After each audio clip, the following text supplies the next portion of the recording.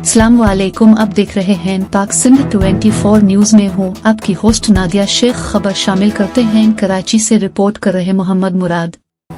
मलीर के इलाके रज़ाकाबाद से रज़ाकाबाद में इंसानियत ओलफर ट्रस्ट की तरफ से रोज़ा इफ्तार पार्टी रखी गई, जिसमें ओलफर के चेयरमैन मोहम्मद नवाज और जनरल सेक्रेटरी अली लाशारी ने अपनी मौजूदगी में इफ्तारी करवाई। इफ्तारी का सिलसिला पहली रमजान से शुरू है। मुतवस्सित तबका के लोग, सफेद पोश लोग इफ्तारी में शरीक होते हैं। आज तकरीबन 150 लोगों ने शिरकत की।